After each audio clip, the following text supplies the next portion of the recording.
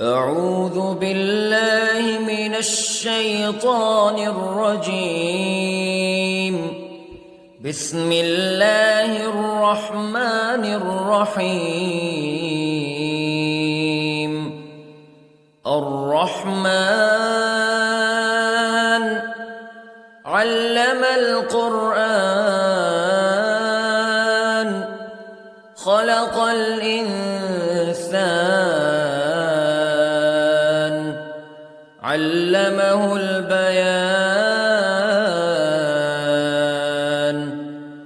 الشمس والقمر بحسبان والنجم والشجر يسجدان والسماء رفعها ووضع الميزان ألا تطغوا في الميزان وأقيموا الوزن بالقسط ولا تخسروا الميزان. والأرض وضعها للأنام فيها فاكهة والنخل ذات الأكمام والحب ذو العصف والريحان فبأي آلاء ربكما تكذبان. خلق الإنسان من صلصال كالفخار وخلق الجان من مارج من نار فبأي آلاء ربكما تكذبان. رب المشرقين ورب المغربين فبأي آلاء ربكما تكذبان. مرج البحرين يلتقيان بينهما برزخ لا يبغيان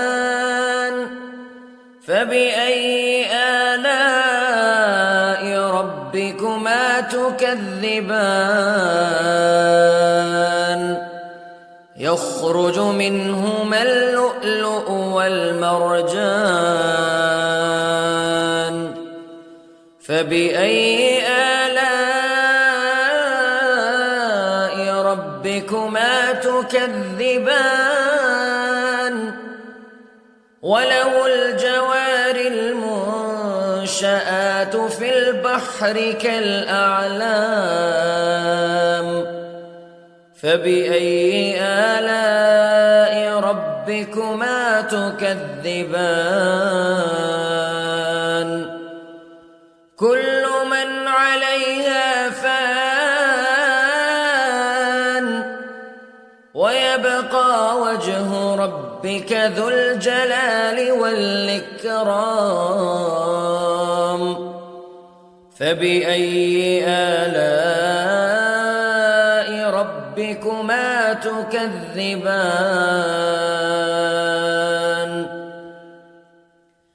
يسأله من في السماوات والأرض كل يوم هو في شأن فبأي آلاء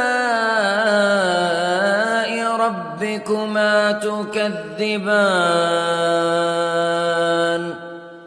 سنفرغ لكم أيها الثقلان فبأي آلاء ربكما تكذبان.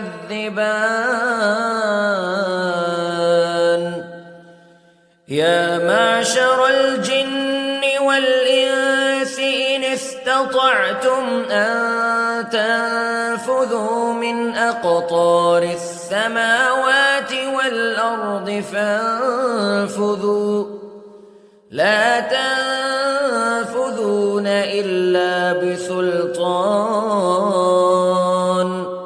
فبأي آلاء ربكما تكذبان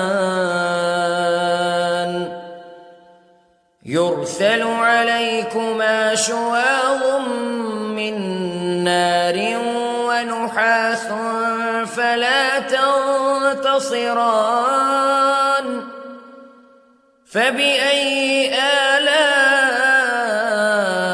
ربكما تكذبان فإذا انشقت السماء فكانت وردة كالدهان فبأي آلاء ربكما تكذبان فيومئذ لا يسأل عن ذنبه إنس ولا جان فبأي آلاء ربكما تكذبان يعرف المجرمون بسيماهم فيؤخذ بالنواصي والأقدام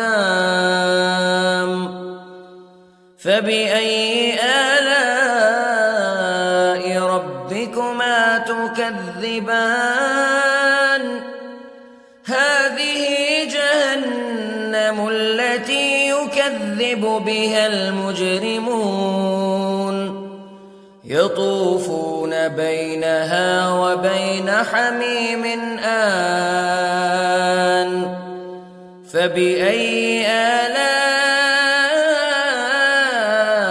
ربكما تكذبان ولمن خاف مقام ربه جنتان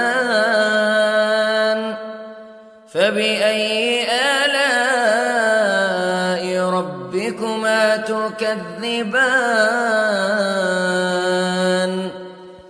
ذواتا أفنان فبأي آلاء ربكما تكذبان فيهما عينان تجريان فبأي آلاء ربكما تكذبان فيهما من كل فاكهة زوجان فبأي آلاء ربكما تكذبان متكئين على فرش بطائنها من استبرق وجنى الجنتين دان فبأي آلاء ربكما تكذبان فيهن قاصرات الطرف لم يطمثهن إنس قبلهم ولا جان فبأي آلاء ربكما تكذبان كأنهن الياقوت والمرجان فبأي آلاء ربكما تكذبان هل جزاء الإحسان إلا الإحسان فبأي آلاء ربكما تكذبان ومن دونهما جنتان فبأي آلاء ربكما تكذبان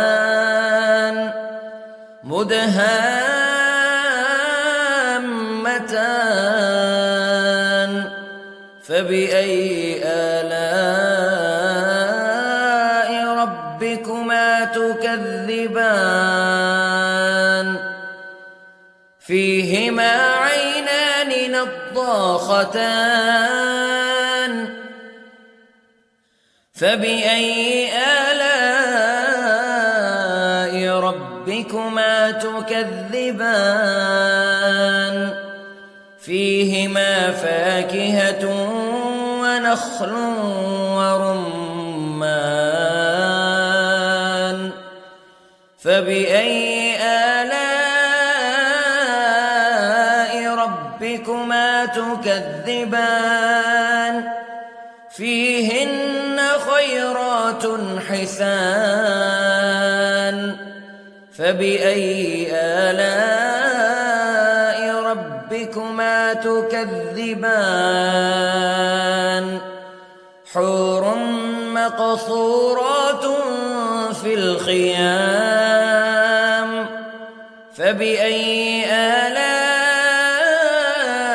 ربكما تكذبان لم يطمثهن إنس قبلهم ولا جان فبأي آلاء ربكما تكذبان متكئين على رفرف خضر وعبقري حسان فبأي آلاء ربكما تكذبان تبارك اسم ربك ذي الجلال والإكرام